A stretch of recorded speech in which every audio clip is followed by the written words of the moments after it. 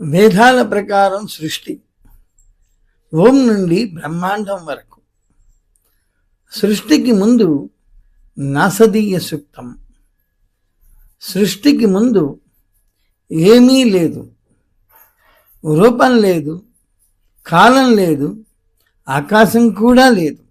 మరి అప్పుడు వేదాలు ప్రశ్నిస్తాయి, అప్పుడు ఏమీ ఉండేది?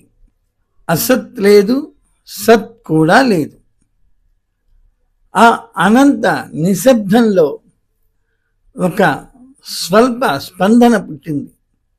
అది ఇంకా సృష్టి కాదు, కానీ సృష్టి సంభావన, ఓంకార జననం. ఆ స్పందన ఒక నాదంగా మారింది. అది ఓం, ఒక బిందువులా వెలుగుతూ ఆ శబ్దం విస్తరించింది. ఆ తరంగాలు ప్రపంచాన్ని కదిలించాయి. అగ్ని, గాలి, నీరు, భూమి, ఆకాశం, పంచభూతాలు ఆ ఓంకార నాదం నుండి వెలిశాయి. సృష్టి మొదలైంది. శబ్దం నుండి పదార్థం, ఓంకార తరంగం విశ్వరూపం దాల్చింది. గెలాక్సీలు తిరిగాయి, నక్షత్రాలు వెలిగాయి, గ్రహాల రూపం పొందాయి. అది కేవలం పేలుడు కాదు, అది దైవ సంకల్పం.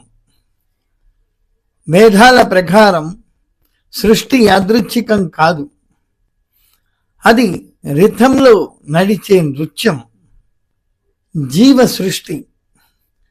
భూమి రూపం దాల్చింది, సముద్రాలు ఉప్పొంగాయి, మెరుపులు మెరిశాయి, నీటి గర్భంలో జీవం పుట్టింది. కమలంపై బ్రహ్మ ప్రత్యక్షమయ్యాడు. వేదాలు ఆయన చేతుల్లో, ఆయన శ్వాస నుండి జీవులు పుట్టాయి. వృక్షాలు విరిశాయి, మనుషులు జన్మించారు. సృష్టి చైతన్యంగా మారింది. రిత దైవ నియమం.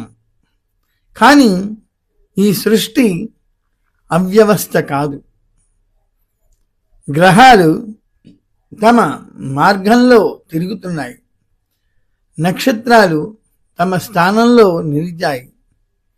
ఇది రిత అంటే విశ్వధర్మం, సమతుల్యత, క్రమం, నియమం. ఋషులు ధ్యానంలో ఈ సత్యాన్ని దర్శించారు. శాశ్వత చక్రం.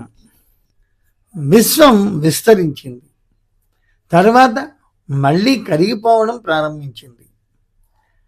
నక్షత్రాలు కలిశాయి, గ్రహాలు వెలుగులో లీనమయ్యాయి. మిగిలింది ఒక చిన్న ఓంకార జ్యోతి.